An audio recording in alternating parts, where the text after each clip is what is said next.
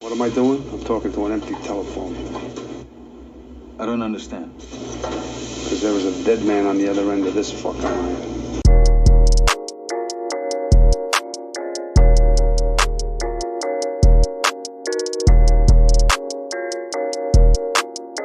Hello and welcome to Corona Cinema. In these trying times where everything's shut down, including movie theaters, we decided to create our own virtual cinema and screen 4 films each week based around a particular theme. This week, it's Netflix originals. Now playing Uncut Gems, Dolemite Is My Name, Marriage Story, and Roma. Leon Waite is my name, and hosting this motherfucking podcast is my game. And joining me, as always, is Ross. Hello. Matty. Hello. And Mason. Hello, you right?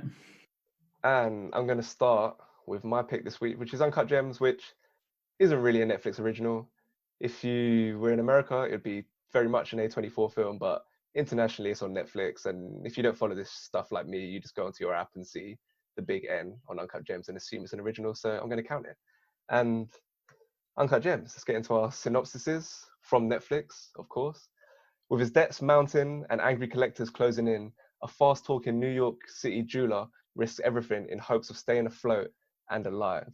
Directed by the Safdie brothers and co-written by them and Ronald Bronstein, starring Adam Sandler, Julia Fox, Lakeith Stanfield, and Idina Menzel, among other colourful characters. When I watched this film, came out January 31st, like the first time watching it, it's unlike any experience I've had watching a film in like the last few years. Like just the energy throughout, and it never lets up. Like probably like half an hour in, I was like, okay, we're just gonna have that point where this just settles down and we just have like a bit to just chill and not really progress his situation or anything. It just never settles down. It's just relentless the whole way through. He's like constantly moving, hustling, trying to do this deal, trying to do that deal. I think Matty, you've seen Good Time, and that's a similar like exercise in just giving you anxiety, and the Safdies are kind of the experts at that. And it's just the little details like the faulty door, little tiny things like that that just add to it the whole way through.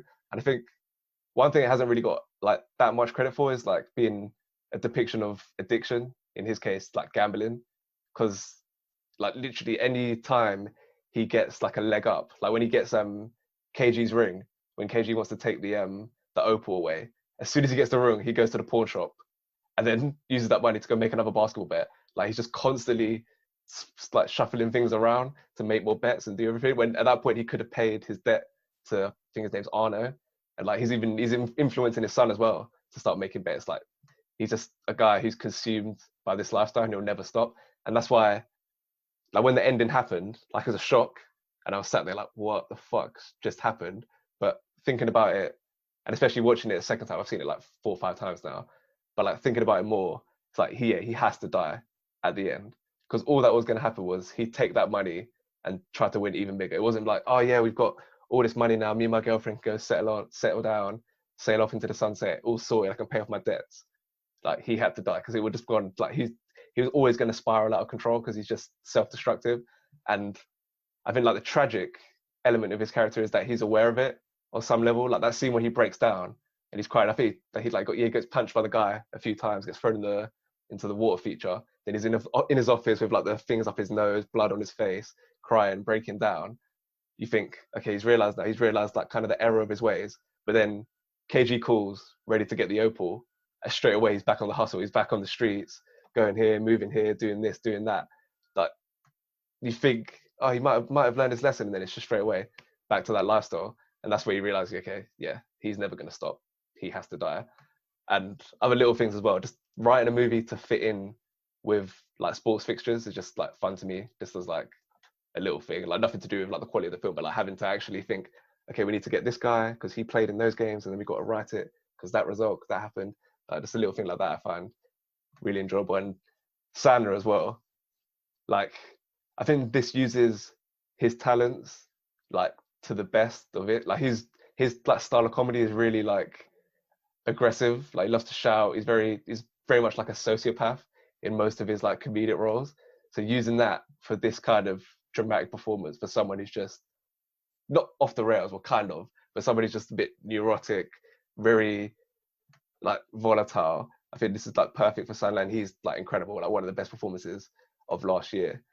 Other little things as well, like the score. I think that just helps to the whole atmosphere of like this, just how intense it is. Like the score's like this weird, like unique, like jazzy, propulsive score. Something that I haven't really heard in other films, and I felt that just added to the atmosphere as well. And one weird thing is I've never thought about like sound mixing in films. Like I'm not an expert in that kind of thing, so my ear's not really like attuned to that. But this is the first time, like whenever they're all in his shop and there's so many different conversations taking place, and you can hear clearly every single conversation. Like watching it the first time, I was like, this is the first time I've actually noticed like sound mixing. Like I'm capable of understanding every conversation in this room right now. And I thought that's just the fact that I noticed it is testament to how good people who do that job, like how good they have to be able to do that job. And one last thing, the like starting in Ethiopia with the rock, and then you go inside the rock, and it's like this like 2001 Space Odyssey like trippy journey through like almost like Doctor Who, like through the diamond into his stomach or whatever, just like showing how it's just all connected. It's a simple little thing that was quite visually satisfying. And talked about Sandler, the rest of the cast as well, like solid the whole way through. And I don't know if you're aware, like KG obviously was a basketball player, never acted before. His girlfriend Julia Fox, like she was just like a social media influencer, never acted before. And the guy who shoots him, he was just some guy they found in the streets who just looked tough. And I feel like you don't see, and they populated the whole film with similar people without acting experience. Do you think you noticed that? Because personally, I thought it was like really well acted for such an inexperienced cast. I think the acting selection works really well. Like it's a big mix of like you say, people who haven't acted before, music artists as well, like The Weeknd pops up in it, sports actors like Kevin Garnett, and they all work seamlessly alongside experienced actors. And then Adam Sandler himself is someone you wouldn't necessarily go for being in a drama film, and he has kind of a stellar performance in this, and all his little character quirks, like his kind of awkwardness with his own kids and his like begfulness with his wife and his just chronic anxiety, but his relentlessness really plays off really well throughout the film. And I just really like how they've done that. And I think this probably is one of his best film. Like, I haven't seen too many of his, and the only ones I have seen have been mainly comedies. But I can't imagine like him giving a better performance. You almost pity the character all the way through with his relentlessness for this goal. But like you said, he's so self-destructive in the way he just keeps, as soon as he gets in the green, he puts himself straight back in the red and then just creates his own problems as he's trying to get rid of problems.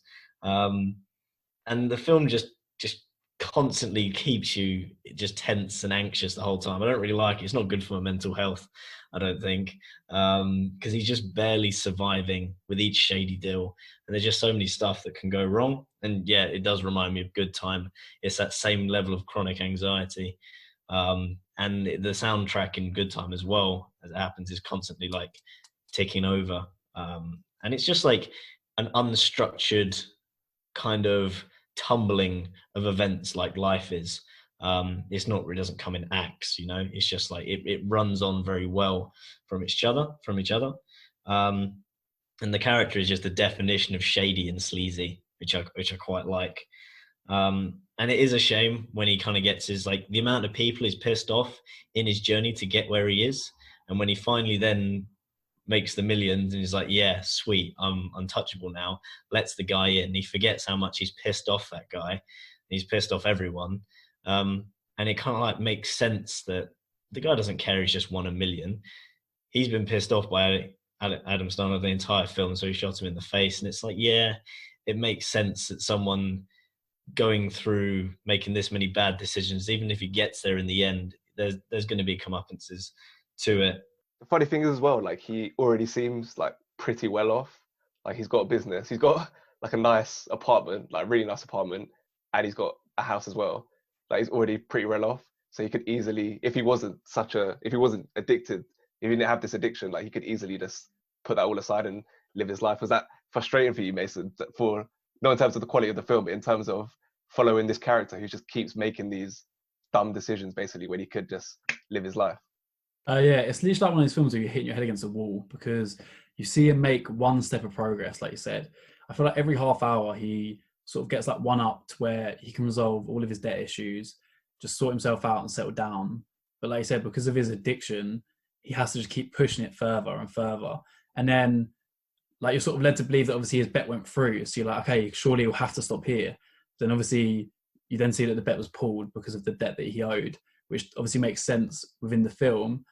But then even that, he can't take that as a hint or like a wake-up call of how he should start responding to these situations. He just uses that to kind of fuel him to carry on doing what he's doing and put it to an even bigger scale. Like you said, when he sells like the opal, that should be it. That should be the final like thing for him to stop. But he just can't help himself. He has to continue and just keep pushing it. And it kind of reminded me, obviously, like the Wolf of Wall Street, where you've got, I think you're addicted to drugs and stuff like that and continuing just to make money. But the difference is that he stops when he has that wake-up call. But the difference is Adam Sandler shows sort of that progressive storyline of where he never understands when to stop. And the only way he can stop is when he gets killed himself. I mentioned how much of a ride this film was for me, like the first time round. Like just the all-encompassing kind of experience. Ross, is that something you found as well? Was this the first time you watched it? Yes, this was the first time I watched it, so I didn't really know what to expect. But it's like the film just kind of builds up this tenseness like the whole way through, and at the end when you get to that like basketball game going on, and you're like sitting there like with like your fingernails dug into your sofa or whatever, and then like he just gets shot at the end. It's like you're. It's the first time in a while I've watched a film my jaw's literally been like on the floor. Like it's such a ride the whole film. Like it's just an absolute roller coaster. But yeah, I mean it's Adam Sandler bringing this like likability to the character, even though he is probably the biggest arsehole you ever meet. I think as you touched on earlier, it's not too similar to like those kind of performances. Like I watched That's My Boy not too long ago, which is probably like the worst film ever made.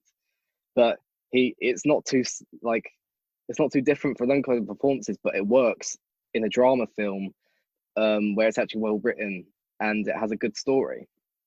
And yeah, as I say, he brings a certain likability to the character. So when he does get shot in the face at the end, it's like you actually feel quite bad. But then, yeah, I mean, I'd seen Good Time before it. So when I saw it as a Safdie Brothers thing, I was like, it makes sense because it's got that really cool, like kind of dreamy lighting and cinematography to it. Like it looks more like kind of like an indie film. Well, it is, as I guess, but it looks very like an independent film. And the way it's shot and the lighting and stuff, it works and it kind of adds to that atmosphere that it's trying to build.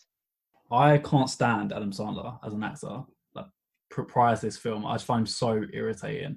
I think I watched one like Netflix original comedy that he was in, and that was like the final nail in the coffin for me. I was like, oh, I'm done with him. He's so jarring to watch on the screen. Like it was to the point where even if he was saying something funny, I'd just be like, oh, shut up, man. But this film definitely like revived him for me. Like I actually really enjoy his acting, and I think he needs to start doing more roles like this that you can actually appreciate, because it's similar to Melissa McCarthy's role in Can You Ever Forgive Me, where she plays a more serious role, and it clearly pays off because she got nominated for an Oscar that year.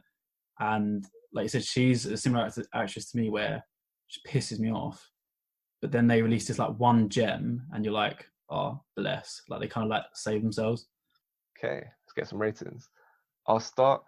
I've given this an 8.5. Go to May. I gave it an 8.1. Mason. I gave it an 8.2.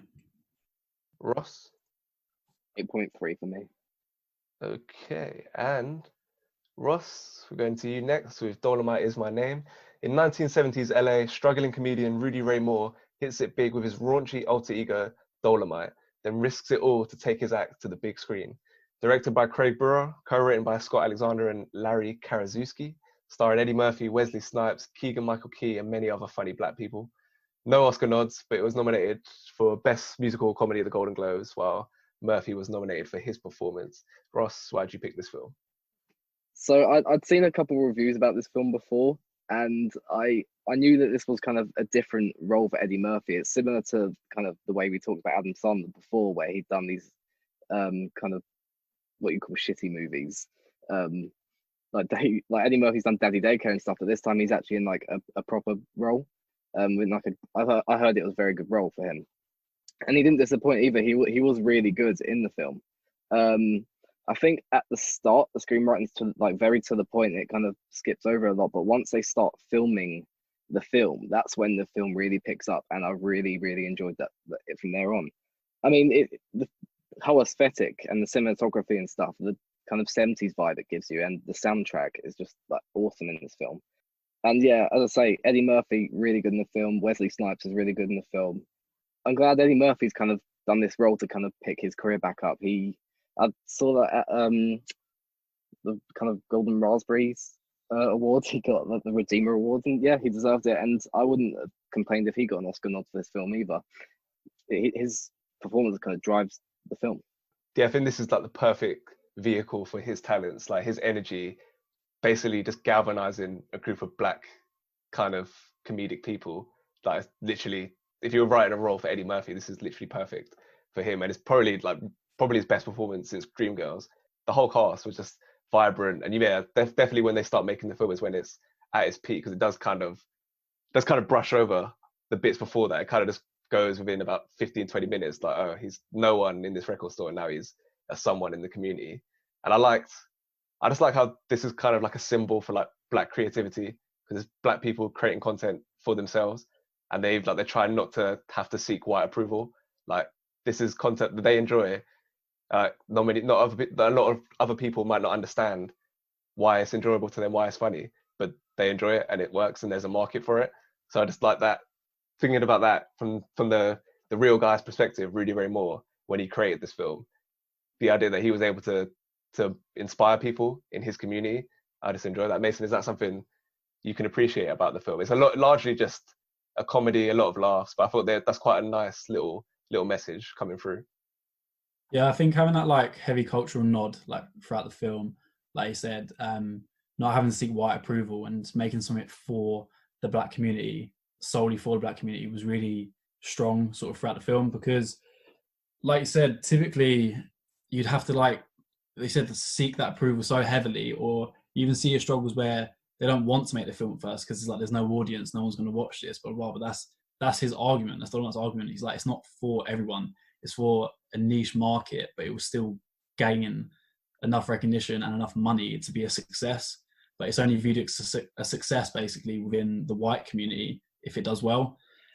So I think for me, it was nice to have that sort of like almost like historical sort of point of view, but then something that's obviously very current and apparent now. It was nice to see that show out in a film, but also in a way where, like I said, everyone can enjoy this film and get that message across to people, like say like white people, like fucking three of us in this in this call. It's hard for us to acknowledge or even understand that sort of struggle, and I think the film highlights that well. The relentlessness of the character is something to be very respected, and I quite like that. The fact that he's continually pushing, I think it was a bit in your face about how much he knew his own flaws. Like he's saying, my problem is I always want more, like moving on to the next thing. It's like, he probably didn't need to tell us that. We could see that as a person, but still he didn't hold it back. And you think about when he's trying to push these films, trying to push these niches for the cinema, it's kind of excellent in the way that if he'd given up at any point, and there was literally problems throughout the entire time, people didn't want him to make the film. People were like, he was running out of money during the film. He tried to air the film, no one would buy it. He goes to the cinema and they're like, okay, we don't really want you to do this. Like if he gave up at any point, the film wouldn't have seen the light of day. And someone's got to be the first one through the wall. And I think it's like it's good that people like this do push these things through the wall so that the industry can be progressive and get it to where it is today. So it's nice to tell these stories. And the film kind of made me really want to just go see the original, because it's just such an interesting premise for a film that they didn't really like. They were kind of hashing it together as they went along. And to make a film, I think it made like $10 million like globally, which is massive for a film like then, especially from like an all black cast as well, considering the times. It's just really impressive. And it was nice because I knew nothing about this film. I couldn't even pronounce it when I got it wrong. I thought it was something else. To just whack on a film I knew nothing about. I literally had no idea what it would be about. I didn't even read the blurb when I put it on. I didn't even know Eddie Murphy was in it. And it was just nice to watch a film that I just didn't know what was going to happen. But I had no idea that it was going to turn into them making a film. I thought it was just about a comedy actor. And I thought, because that's when it said it was violence, and I thought it was going to be like a crime film. So I think I missed that, as a kid, even the great films now that you watch, you know what they're going to be about. And that was just a nice little, that's just increased the experience for me. Yeah, I also like the teamwork between all of them in trying to create this movie, and it really feels like a family, and they genuinely want each other to succeed. Like with Rudy helping out Lady Reed, the woman he brings on the journey with him. He didn't have to do that. Just saw her across the bar, saw she was struggling. It's like, oh, can you have you got a talent? Can you help us? Can we all succeed together? I like that. There's literally no negativity in this film. Everyone's just trying to thrive in this world. And I think one thing I want to talk about is the sex scene in the actual Dolemite movie and what they recreate in this movie. I think that's legitimately hilarious and unique to have the ceiling caving in and stuff flying off the walls. Ross, is that something that you found genuinely funny as an idea? Yeah, watching it was hilarious, but it's funny as well because the guy who wrote it is kind of what's going on at the same time. But it's when they show the actual clips at the end of the film, at the end of Dolemite Is My Name, they show the actual clips from Dolemite, and you see it that's how it was in there as well. It makes it even funnier because you're like, oh shit, this must have been what happened. But yeah, it's all the way it's all timed. Everything about the comedy element of the film was done so well. As I say, yeah, especially whilst they're filming the film, it's great. And one bit of camera work that I liked was when it's after they make the film and he's trying to get it distributed, and obviously he's getting rejected by all the different studios and whatnot, and he's taking one call and the camera's starts way out and then slowly zooms in as he's taking the call and getting another rejection from someone else. I thought that was worked really nicely. After the euphoria of finishing the movie, to then I think it goes straight to that scene. He's just sat there and I don't even know what it is. It's a little phone booth thing. Just slowly zooms on in him. He's very alone. I mean, that's the only issue with the film though, is that the moments when they're rejected or they're down, they go pretty quickly. I think within a minute or so, he's got a cinema to put the film in, and then he's meeting with another studio. So it is kind of brisk, which it kind of helps the movie just keep the energy going. But in terms of giving it an emotional kind of way, I thought that kind of that kind of hampered it a tiny bit. Mason, is that something you felt kind of the emotional beats just didn't really hit for me? They're not really that hard hitting. I think, like I said, they don't spend enough time on them, but I feel like that works because it is a feel-good film. The probably longest bit of time they actually spend on being rejected is in that limo scene when they're heading up to the cinema for the premiere, and they're just expecting a failure. They have this deep chat between all of them. They're like, you know what, we've had a laugh, it was worth it. And then, like you said, immediately straight after, it's oh no, don't worry, the film was a massive success. But that's something I think I wanted to credit the film for, because it was so refreshing, especially with the films that we've been watching, to have a nice ending, to have an ending for the an ending throughout that was just good, really. That you feel good afterwards instead of being hit with a fucking death or something like that. You actually, it's that sense of enjoyment when the credits start to roll. You're do you know what? Yeah, that was good. It was nice to have something uplifting for once, basically, within the films that we watch. Yeah, I like how it ended with him. He doesn't go into the premiere. He comes back up to entertain his people. I thought that was a really nice way to finish it off. We need the return of this blend between comedy performances and music, because it seems like a massive vibe, basically. What Dolemite begins to do at in the film when he creates the Dolemite character, that's something that still needs to be more apparent now, I think. Okay, let's get some ratings. Start with Ross. I'm gonna give this an 8.1. Mason. I enjoyed it, but I gave it a 7.4. Matty. I gave it a 7.9. And I gave it a 7.5. And we'll move on to Matty's pick, Marriage Story. Academy Award nominated filmmaker Noah Baumbach directs this incisive and compassionate look at marriage coming apart and a family staying together. Baumbach also wrote the screenplay, starring Scarlett Johansson, Adam Driver, and Laura Dern. The film received 6 nominations at the Oscars, including Best Actor, Best Actress, and Best Picture, and it won Best Supporting for Dern. Matty, why did you pick this film? I remember when this film came to Netflix, and I was pretty gassed. I'm not sure why. I just liked the idea of Adam Driver and Scarlett Johansson in kind of like a marriage-based film. And just I was getting to the point where I was like, just like proper drama, proper drama thing. It's just like no like bells and whistles. It's just the acting. And the acting is really strong from both of these, like letting these two characters like really display their capabilities. Not that they haven't had that chance before, but the dynamic was something that really interested me. And they really do kind of like show that, especially with the argument scene midway through. That stuff's kind of really powerful and kind of like the climax of the film. The second time I watched it, less so, but still the acting I still rated. Just like kind of the message of the film, kind of like it really puts me off marriage and even more divorce, which is like, I suppose, but I did find like a reassurance in like the resolution that these two characters come to despite the differences, and like making the best of the situation that happens, like for the sake of the kid. However much I hate the kid does my head in, but and it kind of gave me like an appreciation for like your parents as well, in terms of the fact, like you can see like to the kid it's like, oh, why are we doing this, Dad? Can we just do this? Like you're not really paying much like time and attention towards me. And you kind of see the struggle of Adam Driver as he's kind of like, yeah, Scarlett Johansson's had things kind of rough, but things are playing so much more in her part, whether she realizes it or not. Like kind of the snidiness and the cunningness of her lawyer, and all the disadvantages it puts Adam Driver in. And Adam Driver's trying to direct a play in New York and like supposedly try and keep up a divorce battle in LA, and just like the struggle that he's going through to do all these things. And it's kind of putting strain on an already like broken relationship, strain on his kids, strain on his own health in terms of like how much time he can put in towards everything that he needs to. And it just, yeah, it's quite sad, but like it really puts you off getting divorced more or less in America, because it's actually a myth how expensive it is as well. Like it can pretty much ruin.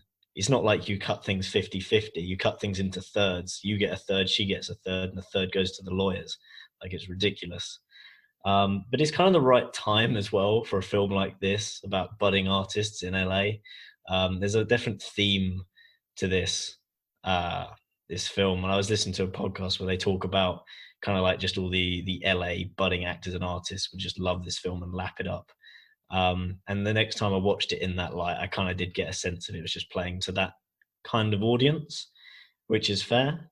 And I also felt there was kind of like an antiness to TV acting by the when ScarJo goes for the advert or the film. I don't know what she was filming, but she's holding all the different things in front of her face, and everyone's talking over each other, and everyone's like just really busy and disorganized and lots of ideas, and everyone's talking for themselves, talking to be heard rather than to communicate.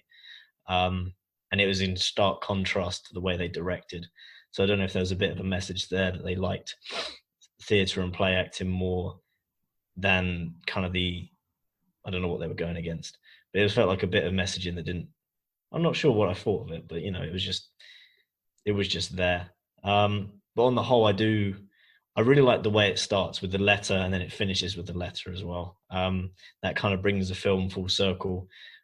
And yeah, just in general, I enjoyed the film. It's very well put together. I wouldn't say it's my best. I don't rate it the highest out of all these films. And if I'd watched more films on Netflix, I would have picked another film. But I'm still happy with this as a choice, and it was a nice rewatch as well. So that's why I picked it. I think this is like a critique of like the divorce system as much as anything else, because like the lawyers are the ones who escalate the situation. It's not like casting blame on the lawyers because they're just doing their job. Like the scene when they first meet and they're like bickering and everything, and then they just decide like what they're gonna have for lunch. And it's just like, oh cool, how's this going? Oh, you're in a play? Da da da. Like the only reason they're being like kind of vindictive is because they're doing their job. So I think it's more of a critique of how like divorce works. I don't know how it works in this country, but I'm guessing similar to America, but maybe it's worse in America. I don't know. But like yeah, because like the divorce is so like even more heartbreaking because of how close Adam Driver's character is to her family. Like when he gets there for the first time, like he just walks in and starts making food. He picks up her mum, who's like best friend. He's like best friends with her. She's the one who gives him like a recommendation for a lawyer, things like that. So I think that makes it even more like sad that they have to go through this kind of like abrasive split. And Laura Dern is really good at showing how good the lawyers can be at their job. Like when ScarJo, when she's talking about how she had to like compromise to support his dreams throughout their marriage, and this is like her opportunity to kind of fight back. And Laura Dern, the character's name is Laura. Like she latches onto that straight away. Like I think she genuinely cares on some level, but like when they're in that really good scene where ScarJo does the monologue, like when she's sitting on the sofa or whatever, and Laura Dern takes her shoes off and puts her feet on the feet, it's like, okay, we're ready to get into some action here. I know how to exploit the situation to our advantage. And another thing as well is how Adam Driver's character, like he starts off trying to get Alan Alda as a lawyer. He's like quite docile, just a nice guy who's he's probably a decent lawyer as well, but quickly realizes he's got to go get Ray Liotta to come in and be this vindictive arsehole because you got to fight fire with fire. And Laura Dern, you can't go in there with some guy who's not going to be able to stick the knife in. So I think for me, it's like a real critique of the divorce system. But yeah, definitely I agree with you, man. I definitely don't want to have to go through this in my life. Mason, was that something you felt watching it? Just how awful going through the situation is? Yeah, 100%. Like, I mean, I'm not too, like I said, I'm not sure how divorce works in this country, but surely it can't be as bad as how it is in America. There's so many layers as to how just to get an achievement on the divorce, to where they have the lawyers, the way they have to pay for each other's lawyers as well. That just made like absolutely no sense to me. But it seems so much more like a trial, and it definitely seems shunned upon, obviously, to have that divorce within America because of how complex the system is. But like I said, even say like you said within this country, it's definitely something you want to avoid. And I think the film does it so well because it shows you how it affects not just the two people getting divorced, but their co-workers, their families, their children. And yeah, like you said, that's a massive strong point within the film. Another thing I noticed as well is that a lot of the characters in this film have gone through divorce themselves. So Laura Dern's character, she has been divorced, and she sort of uses that as a driving force to push her to be so like cutthroat within her job. And then you've also got Scarlett Johansson's mum, who has also been divorced, but she seems very positive about it, even though she like had a gay husband who she like caught like on holiday and stuff like that. And she just continues to be like Scarlett Johansson, like, come on, like you can resolve this, like you don't want to get a divorce. So it shows you like three different perspectives almost of how a divorce can go. And yeah, it just works really well. Yeah, like this is based on the writer director, his divorce from Jennifer Jason Leigh. And like it can almost feel a bit like cliche to have like the wife overshadowed by her successful husband, and like the relationship between an actress and a director. Like it could come across as cheesy, but with his direction and the performances, like sells it. Whereas like the film The Wife in 2018, like it's complete opposite. It's just cliched and cringy as anything. And yeah, I say like it could be cliche, but it literally happened. Like Baumbach was literally married to one of his actresses. They went through this divorce, and then he's married another actress in Greta Gerwig later on as well. It's just funny how these things work out. But another thing I like about this film is like the subtle looks and the things that they say between what they're actually saying. Like when they early on in the film, when they go back to the apartment, I think she was in like a TV pilot or something, and she's asking him about it, and he's like, oh, I don't ever watch TV, whilst he sat there watching the TV. Like she doesn't say anything. Just shows like the breakdown in communication, I guess, when like relationships are going sour. Just like I thought that was really affected the little things like that.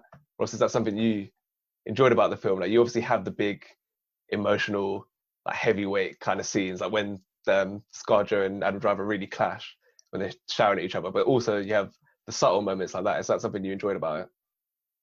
Yeah, it's just kind of nice because you get kind of little sprinklets of their relationship still kind of there, I guess, like when she's cutting his hair, he's fixing her gate, that kind of bit.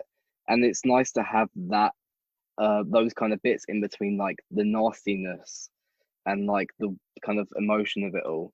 And as you said, there's that scene where he like punches the wall and stuff, and that's where you get this big like emotional raw like passion. This film's completely like performance driven, and I think Adam Driver and Scarlett Johansson and Laura Dern as well, they all do it so well, but especially Adam Driver. But yeah, that kid really annoys me though. Oh, that's one thing I'll say. But no, but yeah, as I say, it's the little sprinklets of kind of their relationship, kind of the niceness, but breaking up that kind of, because it's you can tell when they talk to each other, it's not too bad. It's kind of these lawyers that they've had to get involved. That's where kind of the nastiness comes from. But even when they're in the courtroom and stuff, you can see neither of them are really enjoying what's going on. They probably don't want to be there, and they're completely like broken down by spending all this money and stuff. So it is nice to kind of, yeah, just have some nice bits in the film. Yeah, I would say my favorite part of the film is the attention and the importance of dialogue throughout the film, because a lot of the dialogue is moving very fast, and you get the differences between like the fast acting, almost combat of dialogue in the when all the lawyers are interchanging, trying to negotiate the reasons behind why they move and where the money should go, and all the perception behind the actions that happen and how that changes their meaning, how they'll say things. Adam Driver and Scarlett Johansson will say things to each other, and the niceties will be really, it'll be fine between them. Then they hear things through each other's lawyers, get angry at each other because of what the lawyers have been doing on their account, and then go back together, be angry for this reason, and then the niceties continue, and that kind of cycle perpetuates. And yeah, I really enjoy that kind of,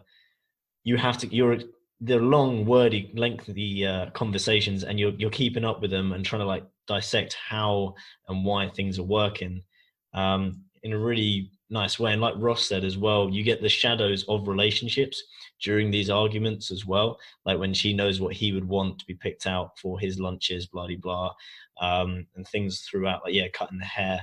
And these also work nice because you see the things that are reflected in the letter right at the start that give you a snippet of the relationship. And like you said, that's a really nice way to open the film, to show you almost a glimpse of why they were together in the first place. And I think without that, the film would have felt just completely too depressing. So it's nice that it started with that and ended with that. Yeah, I think Bambank's a really good like comedic writer as well. Like, there's a lot of funny moments throughout this film, even though it's very emotional. Like the highlight for me is the scene where Adam Driver gets served, like when she hands him the papers, and like her sister, like the thing of her sister, like she walks in, sees him, panics because she doesn't think she can do it, then just kind of walks back out, and then Adam Driver's like, hey. The whole setup of that scene, and like the papers, they're kind of just there on the table, like a ticking time bomb, just sat there the whole time through. All these characters, like he comes in, gets his food and whatnot. So I think it's also a very funny film. Mason, you had a point? Yeah, I was just following on from what Matty said, really, about how like you have these like little sprinkles of like happiness throughout the film, and that's what the film's really strong at, because you have these happy moments, but then you sort of like take a step back and you realize that they're having a divorce. Like that's what's going on throughout this entire film. So it's nice to see for a second, then you're like, oh shit, the next scene will be them like fighting in court about something. And I think that's a really big strong point on the film, because it sort of like plays with your emotions and it makes you actually like understand a bit more depth within the film. Okay, let's get some ratings. Start with Matty. I gave it a 7.8. Mason? I gave it an 8.7. Ross? I gave this one also an 8.1. And I gave it an 8.4. Okay, our last film, which is Mason's pick, Roma. Oscar winner Alfonso Cuarón delivers a vivid, emotional portrait of a domestic worker's journey set against domestic and political turmoil in 1970s Mexico. Written and directed by Cuarón, starring Yalitza Aparicio and Marina de Tavira, who were nominated for Best Actress and Best Supporting, respectively. In total, it received 10 nominations, winning 3, including Best Director, but lost Best Picture to Green Book, sadly. Mason, why did you pick this film? I think this must have been one of the first Oscar-style Netflix original films I'd watched that felt like truly high budget. And I just remember being so sort of stunned at the time, because I remember sort of being like told this sort of narrative that if a streaming service was going to bring out a film, it can't be the same quality as a cinematic release. But I think this film just like fucks that whole idea off basically. Like for me, this is like one of the most like aesthetically pleasing films that I've seen, along with like probably some of the best cinematography that I've seen within a film. The acting from the lead is amazing. She deserved a nomination for that. And like you said, the film just does such a good job at showing this one storyline, but then has these little subtle hints that other things going on in the background. That you have this sort of like civil unrest within the area. They like sort of say stuff about how people are losing their land during like because of disputes, and it's so much more like traumatic stuff than what she is arguably going through. And yet it's just in the background of the film, just continuously ticking over until you then sort of feel the repercussions of it. So like you have the border disputes, the next thing there's the fire in the forest. You have the sort of civil unrest with the guy who got her pregnant, who's part of that sort of like uprising army sort of shit. They then storm that whole place, and that's when her waters break. It's so smartly written for me, that it's just an all-round good film, I think. And watching it a second time, I was worried because obviously, I mean, if a few people sort of believe it's quite like pretentious and stuff like that, and I sort of went in with that mindset to think, is this film a bit just kind of up its own arse and just trying to achieve everything at once? But I don't think that's the case, because with this film, like you said, you have all of these long panning shots that sort of move slow, and it does that throughout. I think if it just kind of like placed that in every now and then, it would kind of be up its arse, like it's just trying to achieve too much at once. But this film sort of starts at a high level and just sticks at it throughout. And that's what makes the film such a joy to watch, really. I think I had similar vibes to this film as well, with regards to sort of like Oscar wins and stuff like that, as what happened to Parasite, basically, where you have a foreign language film that wins best foreign language picture, whatever it is, and then it deserves to win best picture, same as Roma that year, I would say, and yet it just kind of gets snubbed. And I think maybe if this film was released after Parasite, it might have actually had more luck to have won best picture, depending on the year. But I guess obviously like you'll never know, really. But yeah, all round a great film, I think. I'm 20 minutes into Roma, and it's already the most pretentious film I've ever seen. Reading that at 11 p.m, I think on Saturday night, if I rolled my eyes more, they would have rolled out of my head. This is such an accomplished film, by far the best film of 2018. You mentioned like the stuff going on in the background. It has got that like deep focus, which I haven't seen in any other film, where everything in the background is clear. And I can't think of another film where I've seen that. And it's just when fortunate for the first time, it's just from as soon as it opens up with like the water washing in the ground, and you see a plane like in the reflection, and that plane comes up twice more in the movie, like showing how these are the people who can leave this environment that Cleo is the main character that she's trapped in. And it's just so like immersive, the little sounds, everything just feels so authentic. And this is Cuarón's like it's like the ultimate personal film. Like he literally used his memories to build this environment. It's his childhood street. Before even writing a screenplay, like he was just constructing what everything would look like, what everything would feel like, what could I hear, what could I smell, everything like that to construct this environment before he even wrote like a story, which I just find fascinating. And you really feel that in how like texturous it is, how rich it is. And like the main character, her story is just heartbreaking for me. Like I completely forgot the baby was stillborn watching it for the second time. Like I remember the beach scene at the end, I was thinking, where was her baby in that beach scene? And then only as she like got to the hospital and it's like, oh yeah, the baby's stillborn. It's like, it's just so devastating. Like the father who's abandoned her, he comes in there and has a gun pointed at her, and then she miscarries.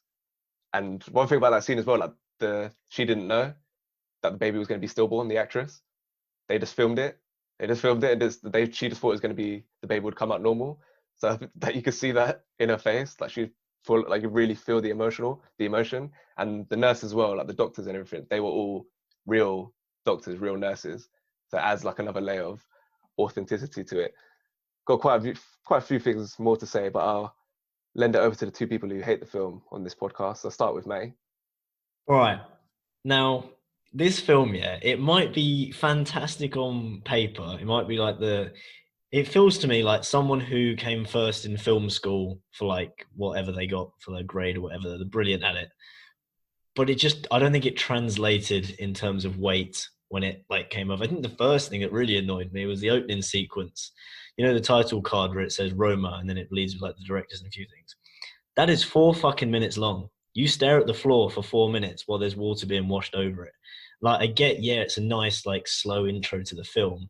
And then it takes another minute to pan up to our main character, who we only see in fleeting. Like, it just takes its bloody time. And that'd be fine if then it, like, skipped into, like, actually something happening. And I know it's like a fly on the wall kind of thing. You're watching these scenes on like unfold, and the wide pans allow you to take in more of the scene and see how everything's happening.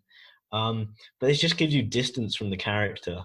And like, yeah, you kind of get almost a proximity to the main character, but the whole family, I couldn't even really tell what they looked like until the end of the film with the car close-up scenes. And I couldn't really get a real connection with the characters because of this. And yes, the pans work well, but not when you do them for absolutely every scene.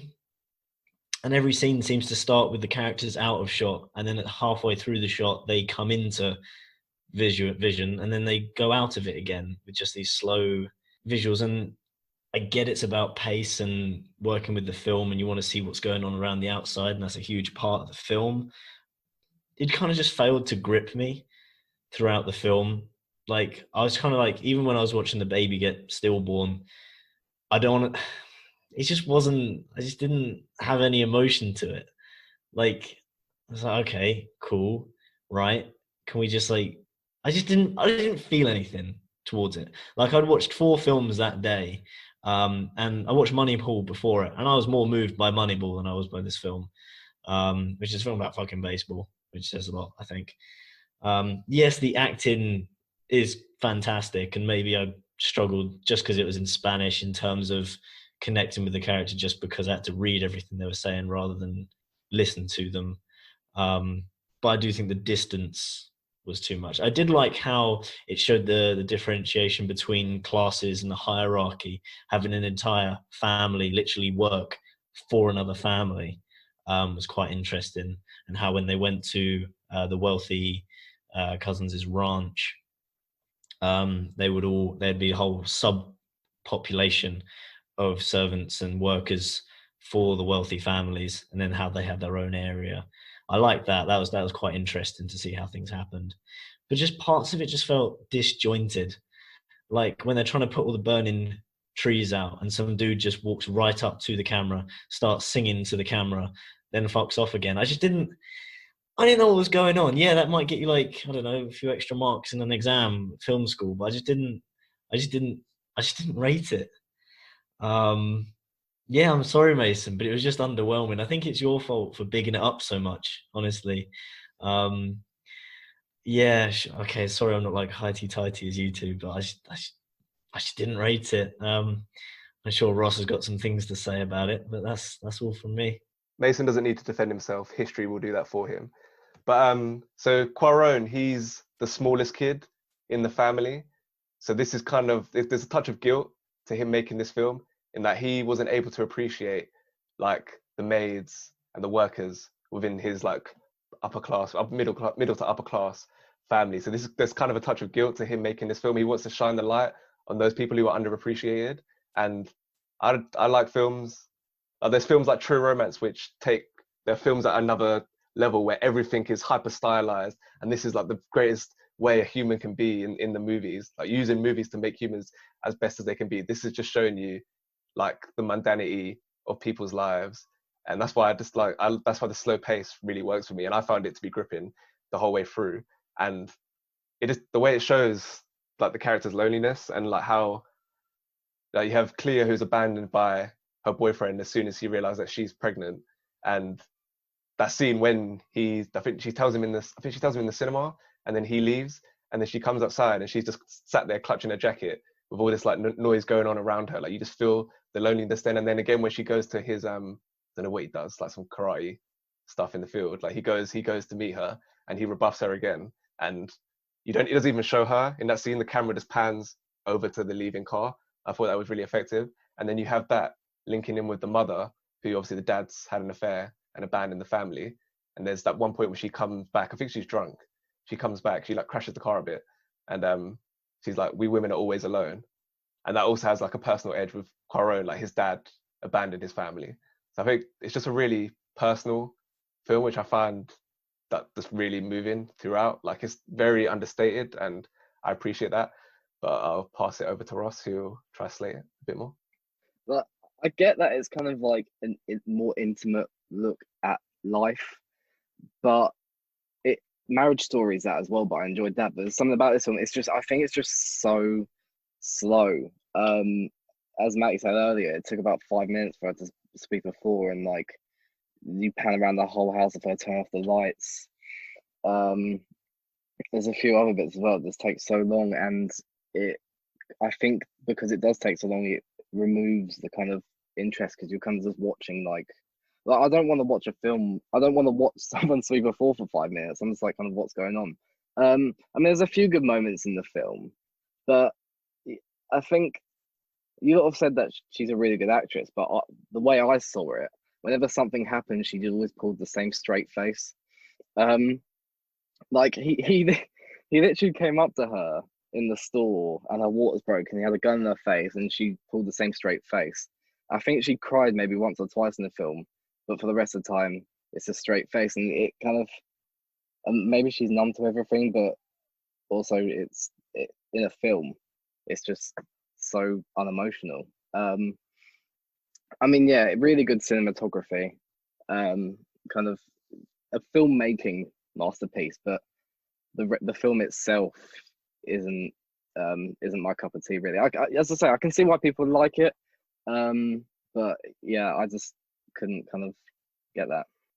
Yeah, I feel like most things, I completely disagree about her performance. I thought she was incredible, and particularly the scene at the beach where she reveals that she didn't want the child, and that just added even more like weight to the scene when the child's stillborn, because she felt guilty. Like she felt guilty in that moment because like, I didn't want this child, and now it's come out stillborn. Mason, you have a point?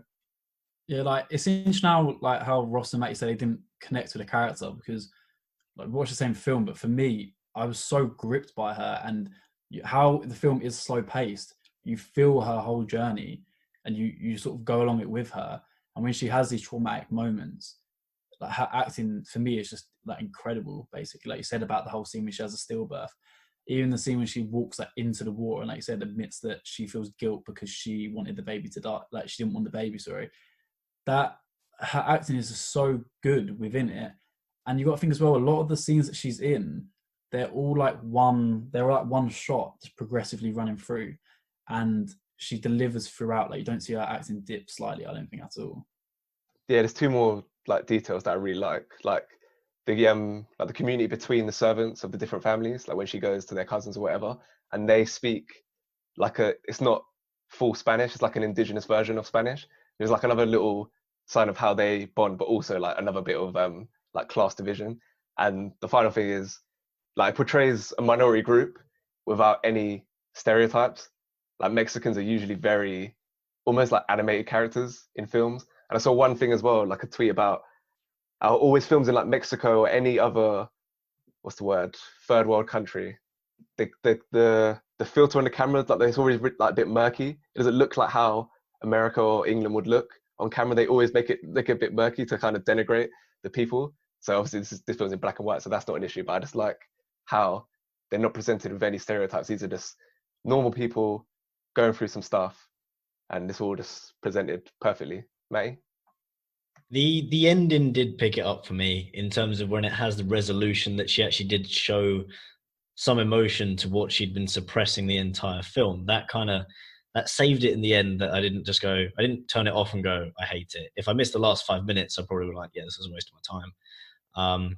But the ending was a nice resolution for the character, the fact that she accepted that she didn't want the baby, and that the regret that she didn't want the baby. That was nice that they tied that up in a knot. But I agree with Ross in terms of like the acting. It wasn't phenomenal throughout the film. Like with the lack of the close-ups, it kind of takes away from the performance that the actor can give, and you are just more or less watching. I don't know. I'd like to see a breakdown of the percentages of just watching her. How much of it is just her doing chores? Yeah, I mean, we have been very harsh on the film, me and Matty, but as he said, that the ending was quite. I did like the ending because it kind of showed, not through them saying anything, just through camera work, that she could. This is her family, and she doesn't need her baby and stuff. But yeah, as I also said earlier, just the kind of rest of the film, the kind of acting. So that I think there's like a forest fire and an earthquake in the film, and both the times she just stand there, literally like babies getting crushed by ceilings, but she's still just kind of standing there looking at it. It just kind of falls flat on me because of that kind of thing. Similar to how Matty didn't want to end The Departed on a negative note last week.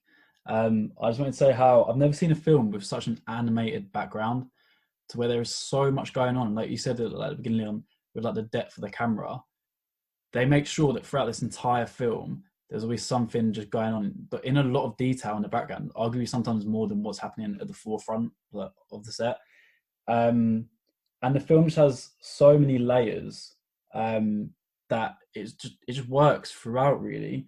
Like even when it's the New Year's scene, she has a toast to having a good year, and she has the drink smashed out of her hand, just sort of hinting towards like it's not really going to be a good year for her, is it? Come on. And yeah, I don't know. There's just so much that I love about this film, and I think it's like truly like a masterpiece that other films should like look towards, basically. Okay, so let's get some ratings. I'll start with you, Mason. I gave it a 9. I think it's probably, like you said, one of the best films from that year, and it's a film that after watching the second time round reminded me just how good it is. Matty? I gave it a 7.2. Ross? I gave it a 6.8. That's embarrassing. I gave it an 8.8. Okay, now let's rank the films. I'll start with you, Matty. Oh crap! I haven't done this. I'm going to put Uncut Gems first, Marriage Story second, then Dolemite Is My Name, and then Roma. Ross? Mine's the same order. So Uncut Gems first, Marriage Story second, Dolemite Is My Name third, and Roma fourth. Mason? Yeah, mine's a bit different. I've got Roma first, Marriage Story second, Uncut Gem thirds, and then Dolemite Is My Name fourth.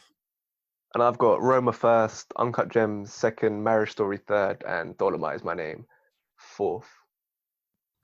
Okay, so in terms of the overall rankings this week, we've got Uncut Gems and Marriage Story both an 8.3. What do we think's better? Marriage Story. Uncut Marriage Gems. Story. Marriage Story. So Marriage Story number 1, Uncut Gems number 2, Roma 3, and Dolemite Is My Name 4th. Roma's got an 8, Dolemite with a 7.2. In terms of where they fit in overall, Dolemite with its 7.2 is 20th. Well, it'd be more after we insert these films, but yeah, down there just on top of American Sniper. Now, so we've said Marriage Story is better than Uncut Gems. Is Marriage Story better than American Beauty? I would say yes. Yeah. I would say no. Yeah, I'd say no. Fine, you can have it. I don't care.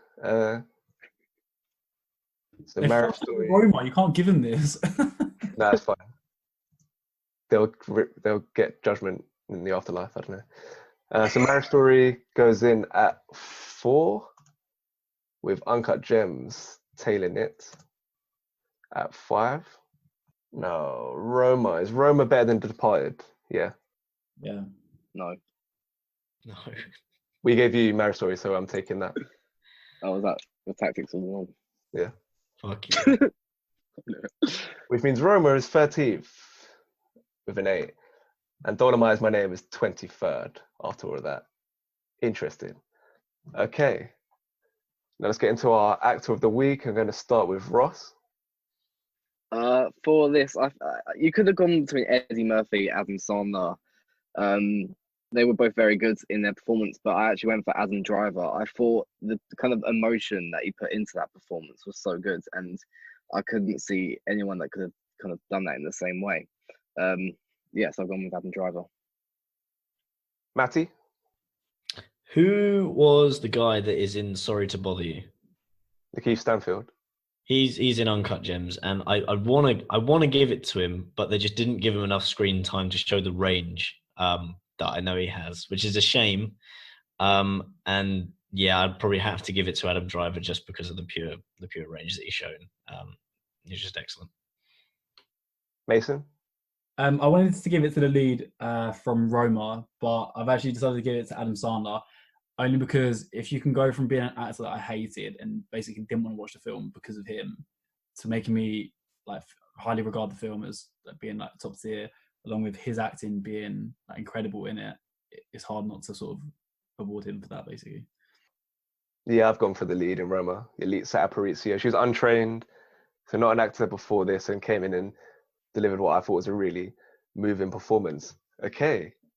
The Kevin Garnett Award for a sports person who could successfully transition into acting and be in this movie in honor of KG's performance in one of this week's films, Uncut Gems. I'm going to start with Matty. I would like to replace the kid from Marriage Story with Mark Henry, because I would literally have rather anyone play that kid than that kid. Sick. Ross? As Rudy Ray Moore, so Eddie Murphy's character in Dolemite, I've put Muhammad Ali. He's just kind of loud, charismatic character, and that's exactly what Rudy Ray Moore is. So I thought it fit well. Decent shout. Mason? So last week, obviously, I said a struggle, so I'm just going through the Spurs team. This week, I changed Boris the dog from Roma for Jose Mourinho. I think he's quite yappy as a character himself. He's always jumping up, and yeah, I mean, if I went to replace the dog, I feel like it's the perfect person to change it with. Interesting. I've gone for Kobe Bryant. Was rumored to be in contention to be the lead in this film, but it had to be someone who was playing on more in and around New York. But I feel like he can just be one of the guys at the auction trying to bid for the opal. He can just be there, be a nice tribute to a fallen legend. Okay. The I Wish This Was a Pop Vinyl Award. Ross, you giving this any thought? Yeah, I actually did this week. I put Adam Sandler, his Uncut Gems character. I think it's the teeth. I'd love to see that on a pop vinyl. Like, I don't know, it's just funny when he dies. He's just got his teeth out. It's quite funny. We don't agree on Roma, but for 2 weeks in a row, we've picked the same one because I've gone for Howard Ratner from Uncut Gems as well for the exact reasons that you said. Okay, that brings us to the end of another podcast. Be sure to follow us on Twitter at Corona Cinema and check out our website, coronacinemapodcast.wordpress.com, where our terrible opinions live in written form.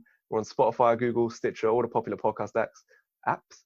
Next week, Manhunt films, Catch Me If You Can, Salt, Natural Born Killers, and No Country for Old Men. Until then, go well. Cheers. Oh my god, I'm tired. Oh, please just kill me. What time is the exam? Huh? What time is the exam? I don't know. When I wake up.